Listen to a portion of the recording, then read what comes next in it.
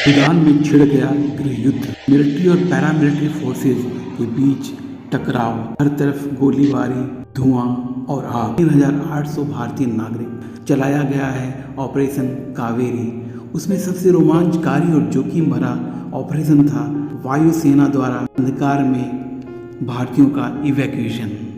Sudan में फंसे भारतीय नागरिकों को भारी गोलीबारी के बीच निकाल ले गया भारतीय वायुसेना का एक जहाज। चारों ओर घोर अंधकार में असुरक्षित पतली हवाई पट्टी पर बिना प्रकाश व्यवस्था और बिना मार्गदर्शन के भारतीय वायुसेना का C-130 हरकुलिस जहाज सूडान पोर्ट से 40 किलोमीटर दूर खारातोम के पास साइदुआ में लैंड कर गया। सूडान पोर्ट में भारी गोलीबारी की चल रही थी, जहां लैंड करना जोखिम भरा हो सकता था। अंधकार में इंजन चलाकर रखे गए ताकि मुसीबत में फंसे उपस्थित भारतीयों को दिशा संकेत मिल सके, साथ साथ हर परिस्थिति में बिना विलंब उड़ान भरी जा सके। जहाज के रुकते ही भारतीय वायुसेना के 8 गरुड़ कमांडो हरकत में आ गए और अलग अलग दिशाओं में आवाज लगाई, कोई भारतीय है, कोई भारतीय है।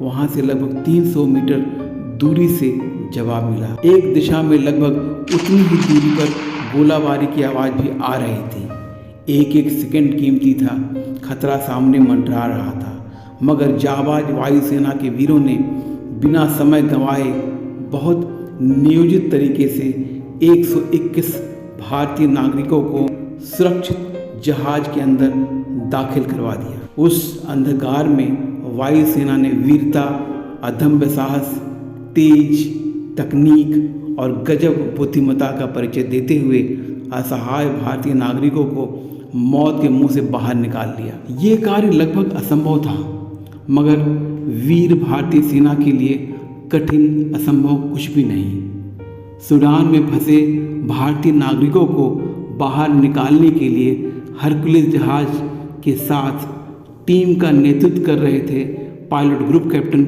रवि नंदा। भारतीय वायुसेना ने एक सर्जिकल प्लानिंग की, जिसके लिए सूडान पोर्ट से दूर एक हवाई पट्टी को चुना गया, जो कि लैंडिंग के लिए पूरी तरह से उपयुक्त नहीं था, मगर सारे विपरीत नेगेटिव फैक्टर को दरकिनार करते हुए मानव कल्याण के लिए जोखिम लेना भी जरूरी था।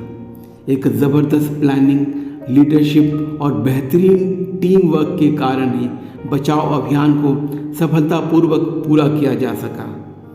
गहरे अंधकार में पतली हवाई पट्टी की ओर बढ़ते स्ट्रिक्ट इलेक्ट्रो ऑप्टिकल और इंफ्रारेड सेंसर का इस्तेमाल किया गया और पायलट द्वारा नाइट विजन गॉगल्स का भी इस्तेमाल किया गया, ताकि हवाई अड्डे में बाधाओं को स्पष्ट देख सकें, सावधानी बरत सकें और बचाव कर सकें। उड़ान के दौरान गौर किया गया कि रनवे पूरी तरह से अच्छी हालत में नहीं है, मगर पूरी सावधानी और टैक्टिकल अप्रोच के साथ लैंड कर सकते हैं। पायलट ने वैसा ही किया और सुरक्षित लैंडिंग की और सही स्थान पर इंजन को चलती अवस्था में रखा।